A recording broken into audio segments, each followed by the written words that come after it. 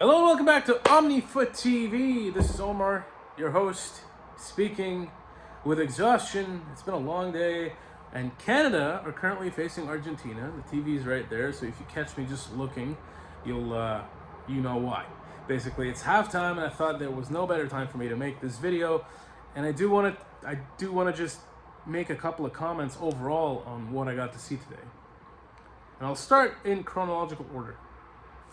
Slovenia versus Serbia was very interesting. I looked at Slovenia before this tournament and I tried to analyze this team and I tried to look at the key players and overall just try to understand what Matthias Kek's team was all about. What they're doing in this tournament is really putting them on the map in a way because they've been languishing in obscurity for such a long time. This is only their second major tournament appearance since 2000. That was their last Euros. So this is their second Euros. And in terms of international tournaments overall, they were last present at a tournament in the World Cup of 2010. If you remember, they were in the same group as Algeria, England, and the US of A, where the Copa America is currently being hosted. Again, I'll get to that later. But yeah, it's been interesting currently. That opening ceremony was nice. Not too bad. I digress. Serbia are so disappointing, man. Like, the Slovenia-Serbia game went in a very different direction as to what I assumed. Serbia looked very good against England. And they didn't have what it took to really put the Slovenians to the sword. Slovenia managed to score first. It was a very good goal. I would recommend just checking out the highlights of the game overall, right? However, the Serbians barely managed to make ends meet by finishing off their chances. Granted, Mitrovic was quite unlucky with that, shot that basically cracked the crossbar almost. He was situated at maybe a couple of meters away from goal. So I think everyone expected that to just hit the back of the net outright. It didn't, and Jovic had to save the day in the 95th or 96th minute. Dramatic. Leaves the group wide open to a degree. Pardon me. And it has me thinking, let's just see who makes it out. Apart from that game, which ended in a scoreline that I generally predicted a 2-1 win for Serbia, actually. So I was wrong on that one. Moving on from then, you have Denmark versus England. Oh, God. Look, I love England. I do. I've criticized Southgate endlessly on this channel because he's not a manager. He's not even a coach. This human being does not seem to understand the basics of management. And yet Denmark were very close. We're very, very close to putting them to the sword, and they missed a lot of chances. Southgate just does not learn. And by the way, I'm quite happy that he hasn't utilized Cole Palmer so far in the tournament. I'm losing my capability to just communicate. I am happy that he hasn't brought him on in any of the games. I am a Chelsea fan, so that's the bias over here. Just to make that clear, because I'm sure someone's going to try using that against me in one way, shape, or form, sooner or later, right? Palmer is a Chelsea player. I don't want him to get injured. Southgate isn't picking him. He's an idiot for not picking him. Therefore, I would much prefer that he remain the idiot that he is and not choose him so that England can go out and Palmer can come home unscathed. Now, I know that may seem a little aggressive, because I am not wishing that the England fans end up having their hopes and dreams completely smashed into the ground. But you're not going to get anywhere with Southgate. You will not. And if you get anywhere, you will get there despite this human being. He's a nice guy. He seems well-spoken. Enough. But as a manager, he's just not cutting it. He's not at that level. England are shapeless, formless, spineless, they lack identity, they lack everything a team should have. They have the players, they just don't have the team. Great teams are made and shaped by great managers. He's not even a championship level manager. I don't even know what he's still doing in the job. And the Ivory Coast sacked their manager after they thought that they didn't make it through the group stages of the Africa Cup of Nations earlier this year. Hello, FA. You guys want to get anywhere? Do the exact same thing. The Ivory Coast actually made it to the final. And as far as I remember, they also won it. Yep. Football. It's a beautiful yet funny game. I don't know.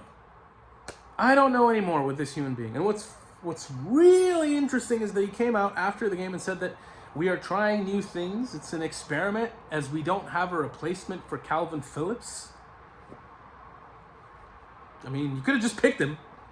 You could have taken him with you. And I can interject and just suggest Declan Rice. Hello? Have you forgotten about him in the team? You could utilize him there. They're both central defensive midfielders. Am I getting it wrong? Anybody? I'm just sick of seeing this human being in press conferences, on the touchline. He's not, just throw him into the nearest footballing avalanche of just mediocrity, because it's too much. It's too much to bear. I feel for these fans. I do. There's no point in even having to entertain this human being. He is a court jester, but he's not funny. That's literally it. It's like, if it looks like, well, you know the adage, I'm just not gonna go there. If it looks like it and smells like it, then it is it. Ay, ay, ay. And then you had Italy and Spain. Now, I generally love Italy. I support them. The Spanish, however, are, quite honestly, the best team in this tournament in regards to the football they play. Luis de la Fuente has set this team up brilliantly. It wasn't just that Croatia were weak in the last game. They just did so much better today. But I have a problem. Italy did not show up. They have problems with players who shouldn't even be anywhere near the Azzurri shirt. They had one shot on target the whole game. Spain had 20, apparently. Correct me if I'm wrong, but last I checked, it was 20 and they had 8 on target, and they couldn't convert a single one. Why, you may wonder? Because the game ended thanks to a Calafiori own goal. For a game of this magnitude, to end with such a horrible scoreline, thanks to an own goal, with neither team being incapable of finishing. Granted that Italy could not adapt in any way, shape, or form to what Spain was doing. Still, it should have either been a 0-0 draw or a 1-1 draw. I feel so bad for Calafiori. He was one of the better players in the team that was actually trying. He was showing enough confidence to get on the ball, push ahead, and try to find solutions. And Spain just couldn't finish any of their chances. Why is it that it seems that teams in general, like the bigger teams in this tournament so far, are really struggling in front of goal? They really are. Every single striker I have seen on the top scorers list of this tournament so far has only scored once. So it just goes to show that the Euros are tricky. When Mbappe said they were complicated, just to stress that, he was not wrong. They are very complicated. Players know each other quite well. And yet, I look at the results today. You have a 1-1 draw, another 1-1 draw. Also, just can't discount how good that goal was from Hillman from outside the box. That was just pristine. That was brilliant. Clean, clinical, masterful even. I wanted the Danes to beat the English today.